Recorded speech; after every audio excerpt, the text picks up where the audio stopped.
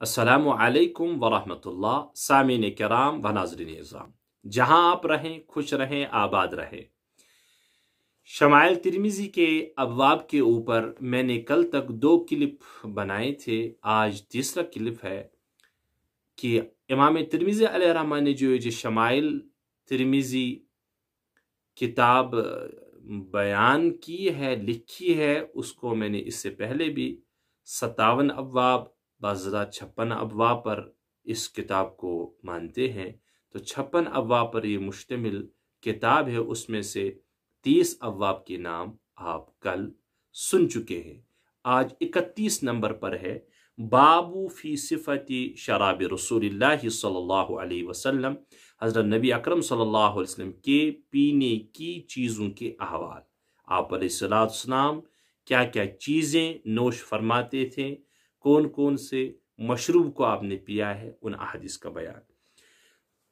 32 number chapter है बाबू फी सिफत शुर्ब रसूलिल्लाह सल्लल्लाहु अलैहि वसल्लम, नबी अकरम सल्लल्लाहु अलैहि वसल्लम के पीने का हाल। तो आप अलैहिस्सलाम जो ये नोश फरमाती थी चीज़ें, जो साबिक चैप्टर में हुआ है बयान, अब अगले इस वाले में सिफत शुर्ब में, तो वो चीज़ें नोश कैसे करते थे, तरीक़ाकार क्या होता था, उसका बयान। 33 नंबर पर है बाबू फी ताअत्तुर रसूलिल्लाह सल्लल्लाहु अलैहि वसल्लम, नबी अकरम सल्लल्लाहु अलैहि वसल्लम का इतर लगाने का बयान। आप अलैहिस्सलाम खुशबू जो मला करते थे, लगाया करते थे, तो कैसे लगाया करते थे, उसका तज़किरा है इस बाब में। 34 नंबर पर है बाबू कैफ कान कलाम रसूलिल्लाह सल्लल्लाहु अलैहि वसल्लम, नबी अकरम सल्लल्लाहु अलैहि वसल्लम के कलाम के अहवाल। आप अलैहिस्सलाम के कलाम की सिफत, आप अलैहिस्सलाम जो कलाम फरमाया करते थे, गुफ्तगू किया करते थे, तो किस तरीके पर करते थे। इसके बाद है 35 नंबर पर बाबू माजा अफ़ी ज़िह्क रसूलिल्लाह सल्लल्लाहु अलैहि वसल्लम, नबी अकरम सल्लल्लाहु अलैहि वसल्लम का हंसने का बयान। आप अलैहिस्सलाम तबस्सुम कैसे फरमाया करते थे, उन अहदीस का बयान। 36 नंबर बाब है बाबू माजा अफ़ी सिफत मज़ाह रसूलिल्लाह सल्लल्लाहु अलैहि वसल्लम, नबी अकरम सल्लल्लाहु अलैहि वसल्लम का मज़ाह और दिल लगी का बयान। आप अलैहिस्सलाम मजाक किया करते थे तो कैसे किया करते थे, दिल लगी किया करते थे तो कैसे करते थे।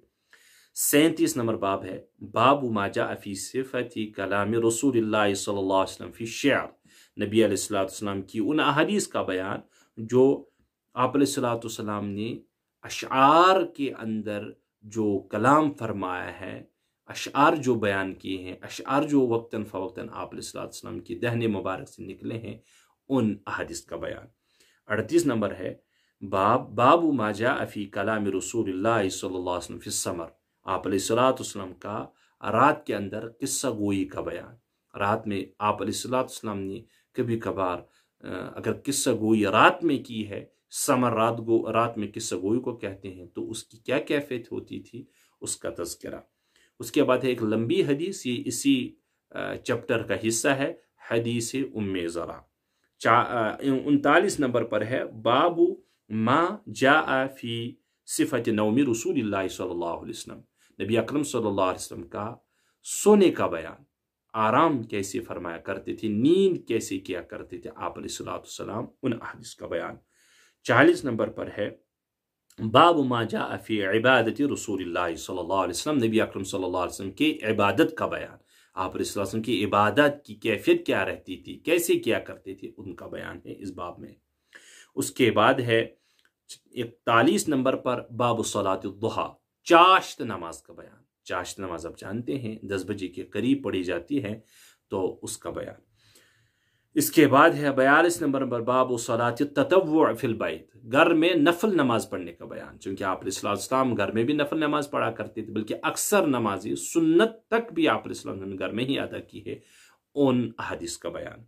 उसके बाद है बाबू माजा अफ़ी सौम रसूलिल्लाह सल्लल्लाहु अलैहि वसल्लम, ये है 43 चैप्टर, नबी अलैहिस्सलाम का रोज़ा रखने का बयान, खुसूसन नफली रोज़ों का तज़किरा इस बाब में है। आप अलैहिस्सलाम जो नफली रोज़ा रखा करती थी, उनकी कैफियत क्या होती थी, कितने दिन रखते थे, کیسے رہتے تھے ان کا بیان۔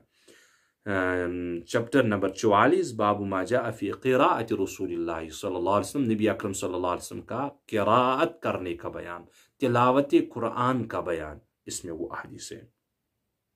اس کے بعد ہے باب نمبر 45 باب ما جاء فی بقاء رسول اللہ صلی اللہ علیہ وسلم، نبی اکرم صلی اللہ علیہ وسلم کی ان احادیث کا بیان جن میں آیا ہے کہ آپ علیہ وسلم کیسے رویا کرتے تھے، رونے کی کیفیت کیا ہوا کرتی تھی، آہوزاری کی کیفیت کیا ہوا کرتی تھی، ان احادیث کا بیان۔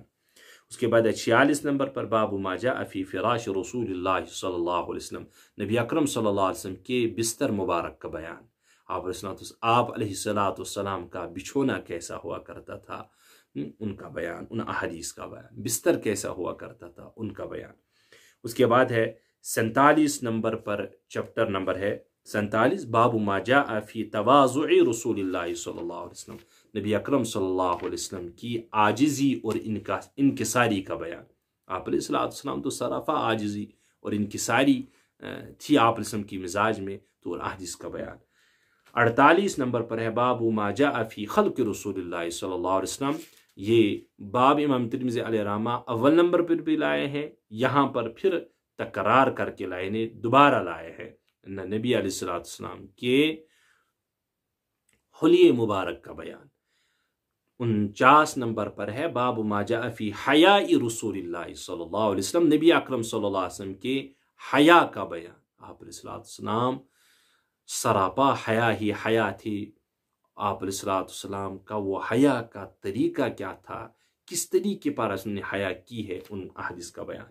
50 نمبر پر ہے باب ما جاء فی حجامت رسول اللہ صلی اللہ علیہ وسلم، رسول اللہ صلی اللہ علیہ وسلم کے پچھنا لگوانے کا بیان، جس کو آج کل کپنگ کہہ رہے ہیں، حجامت کا بیان، تو کپنگ کا بیان، آپ علیہ السلام نے حجامت کیسی کرائے ہے۔ 51 نمبر پر ہے باب ما جاء فی اسماء رسول اللہ صلی اللہ علیہ وسلم، نبی اکرم صلی اللہ علیہ وسلم کے اسماء مبارکہ کا بیان۔ آپ علیہ السلام کے چونکہ بہت سارے نام تھے، تو وہ نام جو تھے اسماء مبارک، اس میں کچھ احادیث ان ناموں کے سلسلے میں بیان کی ہے امام ترمذی نے۔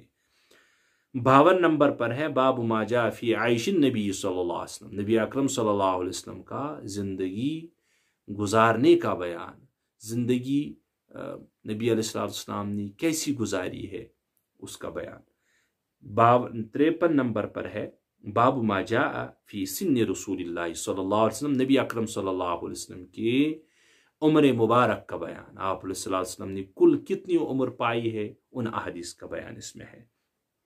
54 نمبر پر ہے باب ما جاء فی وفات رسول اللہ صلی اللہ علیہ وسلم، نبی اکرم صلی اللہ علیہ وسلم کی وفات کا بیان، آپ علیہ السلام جب انتقال کر گئے تو کیا کیفیت تھی، کیا حالت تھی آپ علیہ السلام کی، تو جب اس دنیا سے رخصت ہوئی، ان حدیث کا بیان اس میں ہے۔